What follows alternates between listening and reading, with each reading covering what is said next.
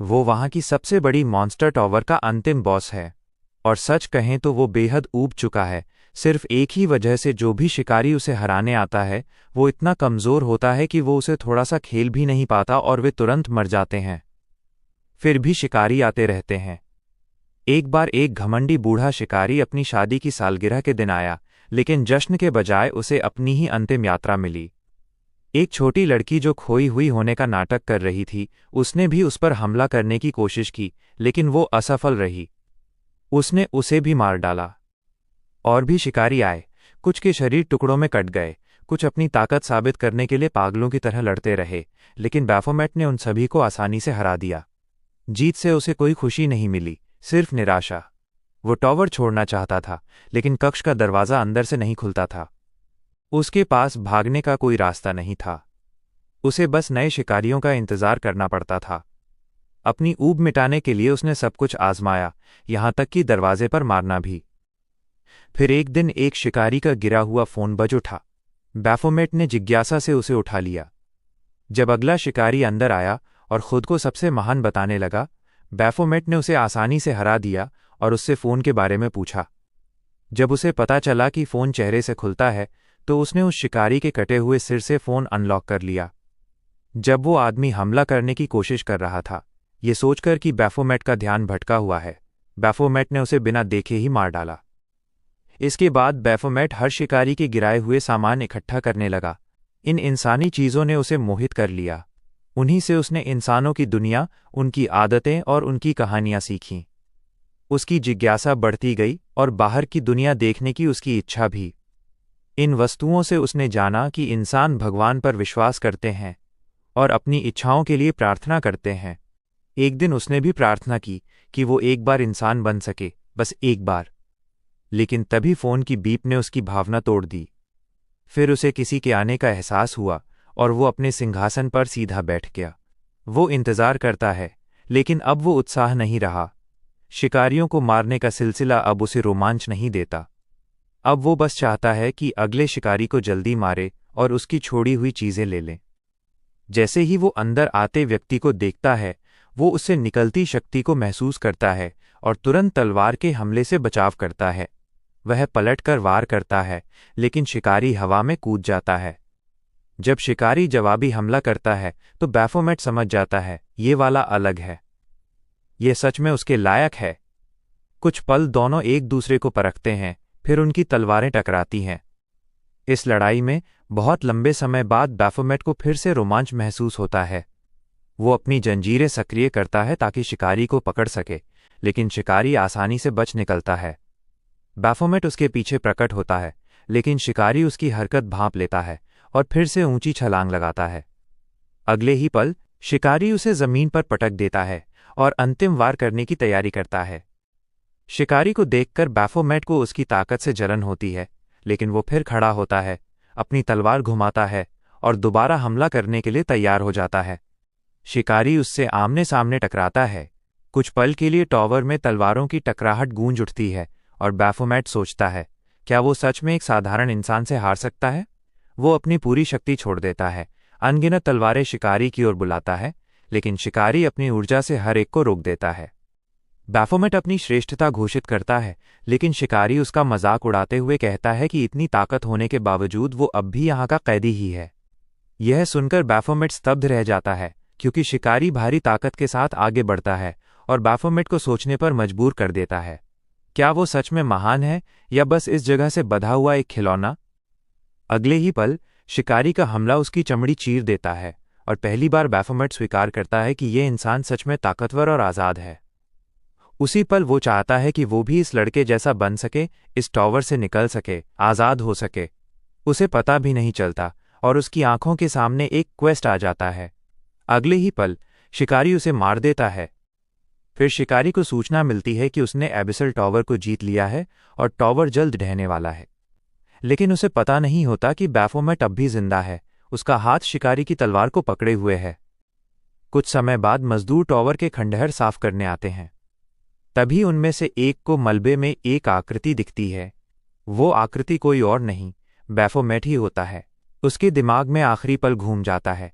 जब वो शिकारी के पीछे उठा और उसने पूरा जोर लगाकर पलटवार किया, अपने नंगे हाथ से शिकारी के शरीर को भेद दिया और उसका दिल कुचल दिया। उसी क्षण उसने शिकारी को मार दिया था और समझ गया था कि वो बच गया है। अब मजदूर उसका नाम पूछ रहे हैं, लेकिन बैफोमेट अपने नए शरीर को देखकर अवाक रह जाता है। फिर उसे अपना मुख्य क्वेस्ट याद आता है, शिकारी रेवन को मारना, ताकि उसकी सबसे गहरी इच्छा पूरी हो सके। क्वेस्ट पूरा हो चुका था। वो ऊपर देखता है, अपना नाम बताता है और उसे यकीन ही नहीं होता कि वो अब इंसान बन चुका है। इस दुनिया में हंटर वे योद्धा होते हैं जो गेट्स और टावरों से निकलने वाले राक्षसों से लड़ते हैं। हालांकि ये पेशा पहले सम्मानित नहीं था, जब तक गेटशॉक की घटना नहीं हुई, जब एक टावर अधूरा रह गया और दानवी प्राणी असली दुनिया में निकल आए और लोगों को मारने लगे। मानवता का 1/3 हिस्सा, इतने बड़े विनाश के बाद ही लोगों ने शिकारियों यानी हंटर्स को गंभीरता से लेना शुरू किया और टावरों को साफ करने की ट्रेनिंग लेने लगे। एबिसल टावर का वो भयानक अंतिम बॉस बैफोमेट, जिसने हजारों लोगों को मारा था, आखिरकार अपनी इच्छा के अनुसार इंसान तो बन गया, लेकिन उसकी मुश्किलें खत्म नहीं हुईं। शुरुआत में लोग उसे वही महान शिकारी समझते थे जिसने टावर साफ किया था, लेकिन जब वो कोई ताकत नहीं दिखा पाया तो लोग उसे धोखेबाज कहने लगे। नतीजा ये हुआ कि वो गली कूचों में रहने वाले कमजोर गुंडों के एक छोटे से गिरोह का सरदार बनकर रह गया। एक दिन एक नया और अनुभवहीन मजदूर खदान में काम करने आता है। उसका बॉस उसे भरोसा दिलाता है कि खनन आसान है और वो जल्दी सीख जाएगा। लड़का उन विशाल खदानों को देखकर हैरान हो जाता है।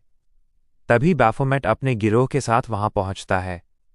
जब लड़का उनके बारे में पूछता है तो बॉस धीरे से समझाता है कि ये बदमिजाज गुंडे हैं, खासतौर पर बैफोमेट, और इन्हें उकसाना बिल्कुल ठीक नहीं। मैनेजर इन्हें इसलिए बर्दाश्त करता है क्योंकि ये बहुत तेजी से काम करते हैं। फोरमैन आता है और सबको उनकी तनख्वाह देता है। जब वो कहता है कि बैफोमेट की तनख्वाह उसे भेजी जाएगी तो बैफोमेट थोड़ा सिहर जाता है। उसे वो धोखेबाज डॉक्टर याद आती है जिसने टावर से निकलने के बाद उसका इलाज किया था। चूंकि उसके पास पैसे नहीं थे, उसे इलाज का कर्ज चुकाने के लिए मजदूरी करनी पड़ रही थी। नौकरी ढूंढना उसके लिए बहुत मुश्किल था, क्योंकि जहां भी वो जाता लोग उसे फ्रॉड कहकर उसका मजाक उड़ाते थे। इसी अपमान और गुस्से की वजह से उसने पलटकर सबको पीटना शुरू कर दिया और गुंडों का नेता बन गया। लेकिन इतनी ताकत होने के बावजूद ये वो जिंदगी नहीं थी जिसका उसने सपना देखा था। अचानक एक राक्षस खदान में आता है और एक नाबालिग पर हमला करता है, लेकिन शिकारी उसे समय पर बचा लेते हैं। उनकी अद्भुत ताकत देखकर बैफोमेट के दिल में एक गहरी लालसा जागती है। उसे एहसास होता है कि वो वास्तव में जो चाहता है वो ताकत है। उसे अफसोस होता है कि उसने अपनी सारी शक्तियां खो दी हैं और वो किस तरह का मामूली इंसान बन गया है। वो फिर से रेवन के बारे में सोचता है, उस तरह के इंसान के बारे में जैसा वो वास्तव में बनना चाहता था। वो उसी तरह का इंसान बनना चाहता था। बैफोमेट के गुर्गे उसका उदास चेहरा देखकर उसे ढाढ़स बंधाते हैं और कहते हैं कि वो हंटर्स से भी ज्यादा कूल है। वे हंटर्स का मजाक उड़ाते हैं और कहते हैं कि उनकी सारी ताकत अवेकनिंग से आती है, उसके बिना वे बस साधारण लोग हैं जिन्हें आसानी से पीटा जा सकता है।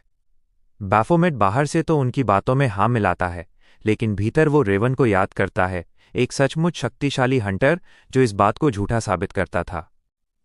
एक और गुर्गा कहता है कि हंटर इतने पैसे कमाते हैं कि पेंट हाउस में रह सकते हैं। बैफोमेट समझ नहीं पाता कि आखिर ऊपर की मंजिल में ऐसा क्या खास है। तभी कोई और कहता है कि हंटर तो मेहनत भी नहीं करते, उनकी ताकत ही सब कुछ कर देती है, जबकि जो लोग पसीना बहाकर पैसा कमाते हैं वे ज्यादा सम्मान के हकदार होते हैं। ये बात बैफोमेट को अंदर तक छू गई। पहली बार वो समझ रहा था कि मेहनत की कमाई और पैसे की असली कीमत क्या होती है। जब उसके गुर्गे उसे हंसाने के लिए आपस में मुकाबला करने लगे तो बैफोमेट को अपने सीने में एक गर्म सी भावना महसूस हुई, वही एहसास जो उसे कभी रेवन से लड़ते वक्त हुआ था। यह आनंद था। उसे एहसास हुआ कि एक इंसान के रूप में वो बिना लड़े भी खुश हो सकता है, और ये सोचकर वो सच में मुस्कुरा दिया। अचानक एक गुर्गा उसका नाम पूछता है। बैफोमेट कहता है कि वो अब अपना नाम इस्तेमाल नहीं करता। यह सुनकर वो गुर्गा उसे अपना ही नाम देने की पेशकश करता है जो उसे उसके माता पिता ने दिया था। बैफोमेट जब उसका नाम पूछने ही वाला होता है कि अचानक पीछे एक भयानक धमाका होता है। अगले ही पल वो गुर्गा उस विस्फोट की आग में समा जाता है। बैफोमेट जब होश में आता है तो उसकी बगल में तेज दर्द हो रहा था, लेकिन जो मंजर उसने देखा उससे वो सिहर उठा। लोग जिंदा जल रहे थे और चारों तरफ खून की बदबू फैली थी। उसने अपने साथियों के जले हुए शरीर देखे। उसका वफादार गुर्गा उसके ठीक पास मृत पड़ा था। कुछ पल के लिए उसका दिमाग खाली हो गया, फिर यादें उमड़ पड़ीं, वही खोखलापन जो वो टॉवर में महसूस करता था। लेकिन इस बार वो भावना ऊब नहीं थी, वो क्रोध था। वो कांपते हुए उठा और पूरी ताकत से चिल्लाया कि इस नरसंहार का जिम्मेदार कौन है। उधर 2C क्लास हंटर एक अपराधी से जानलेवा लड़ाई लड़ रहे थे। एक ऐसा आदमी जिसने एक नाबालिग का भेष बनाया हुआ था और मुस्कुराते हुए कह रहा था कि ये शिकार कितना कीमती साबित हुआ है। उनमें से एक हंटर उसे तुरंत पहचान लेता है। वो एक स्कैवेंजर था, एक ऐसा दरिंदा जो दूसरे हंटर्स का शिकार करता है, उनका सामान लूटने के लिए। वो आदमी हंसते हुए कहता है कि हंटर आधा सही है। पुरुष हंटर चारों ओर देखता है, उम्मीद करता है कि शायद कोई अभी भी जिंदा बचा हो, लेकिन महिला हंटर जोर देकर कहती है कि उन्हें लड़ाई पर ध्यान देना चाहिए क्योंकि बचने की संभावना बहुत कम है। जब वो हिचकिचाता है, वो उस पर चिल्लाती है और याद दिलाती है कि हंटर्स के रूप में उन्होंने आम लोगों की रक्षा करने की कसम खाई है। वो जवाब देता है कि वे B क्लास हंटर के सामने कुछ भी नहीं है, उन्हें पीछे हटकर ज़्यादा ताकतवर हंटर्स को बुलाना चाहिए। उनकी बहस तभी रुक जाती है जब स्कैवेंजर अचानक हमला कर देता है। वह उनकी बेकार की बातें उड़ाते हुए अपनी तलवार हवा में घुमा देता है। महिला गुस्से में उस पर झपटती है, लेकिन पुरुष उसे चेतावनी देता है कि जल्दबाजी ही हंटर्स को मरवाती है। वो संभल भी नहीं पाती कि स्कैवेंजर की तलवार उसकी टांग काट देती है और वो जमीन पर गिर जाती है। बिना समय गंवाए स्कैवेंजर काले पोर्टल से अपने गुर्गों को बुला लेता है जो सायों की तरह पूरे इलाके में फैल जाते हैं। फिर उसकी नज़र घायल लड़की पर पड़ती है। वो मुस्कराता है, ये कहते हुए कि वो कितना खुशकिस्मत है कि एक जिंदा मिल गई। जलती हुई खदान में गूंजती हंसी सुनकर लड़की डर से कांपने लगती है। वह आदमी मुस्कराकर कहता है कि वो आधी सही है। वे स्कैवेंजर बनने का नाटक करते हैं, लेकिन असल में वे उससे कहीं ज़्यादा भयानक हैं। जो वो बताता है, लड़की की रीढ़ में सिहरन दौड़ा देता है। वो चिल्लाती है, लेकिन कुछ आदमी पहले ही उसकी ओर बढ़ रहे होते हैं, जबकि उनका बॉस आराम से सिगरेट जला रहा होता है। एक गुर्गा हंटर्स के महंगे हथियारों की ओर इशारा करता है, लेकिन बॉस उसे टाल देता है और कहता है उन्हें छोड़ दो। वे बाउंड आइटम हैं, सिर्फ उनके असली मालिक के लिए काम करते हैं। कोई और इस्तेमाल करे तो उनकी शक्ति 0% हो जाती है। उधर लड़की अब भी रो रही होती है, जो उसके पकड़ने वालों को चिढ़ा रहा होता है। एक आदमी गुर्राकर कहता है, चुप रहो, तुम्हें बचाने कोई नहीं आने वाला। बॉस ठंडी हंसी हंसते हुए कहता है कि उसने अपनी पूरी किस्मत पहले ही खर्च कर दी है। लेकिन वह वाक्य पूरा भी नहीं कर पाता कि अचानक उसका सिर उड़ जाता है, हमारे लड़के बैफोमेट के हाथों, जो एक बाउंड हथियार से उसे काट देता है। वो बिना रुके एक और गुर्गे को भोंक देता है और दहाड़कर पूछता है कि इस तबाही का जिम्मेदार कौन है।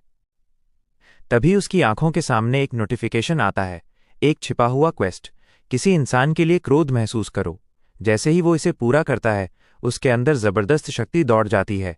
वो अपना हथियार कसकर पकड़ता है और गुस्से से दहाड़ता है। कौन उसके खिलौनों को तोड़ने की हिम्मत कर रहा है, अपने मरे हुए गुर्गों की ओर इशारा करते हुए। दिखाया जाता है कि एक पल में बैफोमेट आगे बढ़कर गिरे हुए हंटर की तलवार उठा लेता है। सिस्टम चेतावनी देता है कि किसी और की बाउंड आइटम इस्तेमाल करने पर उसकी ताकत 0 हो जाएगी। लेकिन तभी एक सिस्टम एरर होता है और बैफोमेट की छुपी हुई शक्ति मास्टर ऑफ वेपन सक्रिय हो जाती है जैसे ही वो हथियार को छूता है। अब वो दूसरों के हथियार भी इस्तेमाल कर सकता है। वो लड़की को पकड़े हुए गुर्गे का सिर काट देता है और बॉस तुरंत उसकी मौजूदगी महसूस कर लेता है। बैफोमेट फिर पूछता है किसने उसके खिलौने तोड़े। बॉस को यकीन नहीं होता कि कोई जिंदा बचा है। बैफोमेट पूछता है कि क्या वही अपराधी है। बॉस उसका मजाक उड़ाता है कि वो खिलौनों से खेलने के लिए कुछ ज्यादा ही बूढ़ा है। फिर वो अपने गुर्गों को लड़ाई के लिए तैयार होने का आदेश देता है, सोचते हुए कि क्या बैफोमेट कोई छिपा हुआ हंटर है। जो भी हो, बॉस तय करता है कि पहले उसे लड़ते हुए देखे। वो 2 हंटर्स की उम्मीद कर रहा था, लेकिन सामने सिर्फ एक खड़ा था और भी गुंडे उसकी ओर दौड़ पड़ते हैं। बैफोमेट तुरंत एक को मार गिराता है। दूसरा हमला करता है, लेकिन बैफोमेट उसका हाथ बीच वार में पकड़ लेता है और कुछ ही सेकंड में उसका सिर काट देता है। उसे इतनी घातक दक्षता से लड़ते देख बॉस रोमांचित हो जाता है। उसे लगता है जैसे उसे कोई बड़ा जैकपॉट मिल गया हो। वह तुरंत हमला करता है, लेकिन हमारा लड़का आसानी से रोक लेता है। तलवारों की टक्कर के दौरान उसे शक होता है कि बैफोमेट शायद सी क्लास हंटर है, लेकिन उसकी रफ्तार देखकर वो समझ जाता है कि वो उससे कहीं ज़्यादा ताकतवर है। जब वो फिर हमला करता है, उसकी तलवार बैफोमेट के चेहरे को छूती हुई निकल जाती है। बॉस बड़बड़ाता है, इतना ताकतवर इंसान गुंडा बनकर क्यों घूम रहा है? वो झपटता है। बैफोमेट संभलता है, लेकिन बॉस के हमले इतने तेज होते हैं कि वो उन्हें ठीक से देख भी नहीं पाता। बॉस उसका मजाक उड़ाता है कि वो उसकी रफ्तार का मुकाबला नहीं कर पा रहा। वो फिर हमला करता है, लेकिन इस बार बैफोमेट बच निकलता है और अपनी पैसिव स्किल डेथ थ्रो सक्रिय करता है। इस स्किल से हर बार जब उसका खून गिरता है, उसकी सारी स्टैट्स 15% बढ़ जाती हैं। बॉस हैरान रह जाता है जब बैफोमेट अचानक उसके हमलों को सटीकता से रोकने लगता है। बैफोमेट जोरदार मुक्का मारता है और बॉस को जमीन पर गिरा देता है। बैफोमेट की ताकत देखकर वो अंदाज़ा लगाता है कि वो कम से कम बी रैंक का है। उसकी विप बैफोमेट के चेहरे पर पड़ती है, लेकिन तभी बॉस की आंखें फैल जाती हैं। उसके सामने एक राक्षसी आकृति खड़ी थी। डर के मारे वो देखता है कि बैफोमेट उसकी एक बांह काट देता है। उसकी आंखों में अपने मरे हुए गुर्गे के लिए बदला जल रहा होता है। ये लीडर के लिए वो गुर्राता है। बिना दया के वो उसकी दूसरी बांह भी काट देता है, और ये साइलेंट वन के लिए। फिर वह उसकी एक टांग काट देता है, ये उस मोटे वाले के लिए। अंत में वो उसके सामने खड़ा होता है, उसके नाम देने वाले के लिए आखिरी वार करने को। लड़के का नाम सामने आता है मिनूचा, जब बैफोमेट एक बार फिर वार करता है और बॉस को बेरहमी से काट गिराता है। बिना एक शब्द बोले बैफोमेट उसकी जिंदगी खत्म कर देता है। उसके अंदर एक अजीब गर्मी दौड़ती है, ऐसा गुस्सा जिसका कोई नाम नहीं। सिस्टम की चेतावनी गूंजती है, ताकत बिना कीमत के नहीं आती। उसकी कीमत अब सामने आती है। डेथ थ्रो उसे पागल सी हालत में धकेल देता है। मारने की चाह उसकी सोच से भी तेज हो जाती है। घायल हंटर लड़की खड़ी होने की कोशिश करती है और बैफोमेट की तलवार खुद ब खुद उठ जाती है। अंदर से एक ठंडी आवाज आती है, मारने के लिए बना है, नष्ट करने के लिए। तभी कदमों की आहट आती है और लीडर आता है। उसकी नज़र बैफोमेट पर पड़ती है। बैफोमेट के लिए वो बस और इंसानों को काटने के लिए देख रहा होता है। वो आगे बढ़ता है, लेकिन तभी हवा बदल जाती है। कुछ अनदेखा उसे छूता है। दुनिया धुंधली हो जाती है। अंधेरा छा जाता है। होश चला जाता है। दृश्य बदलता है। वो अपने सिंहासन पर बैठा है और उसके सेवक अगला आदेश पूछ रहे हैं। वो आदेश देता है, धरती के सभी इंसानों को मार दो। फिर दृश्य बदलता है। वो इंसान है। रेवन की तलवार उसके शरीर को भेद रही है और वो मर रहा है। अगले ही पल वो चौंक कर जाग जाता है। वो खुद को एक छोटे खाली कमरे में पाता है। उसे जागते देख लीडर तुरंत पहचान लेता है, एबिसल टॉवर वाला धोखेबाज। लीडर कहता है कि बैफोमेट हंटर रजिस्टर में दर्ज नहीं है, इसलिए उसे शक है कि उसकी ताकत उसी हमले के दौरान जागी होगी। जवाब में बैफोमेट गुस्से में कांच की दीवार पर मुक्का मारता है, जो उसकी ताकत से चटक जाती है। बिना रुके सवालों से चिढ़कर वो कहता है कि तमीज़ ये सिखाती है कि पहले खुद अपना परिचय दिया जाए। कांच के पीछे से लीडर उसे शांत नज़र से देखता रहता है।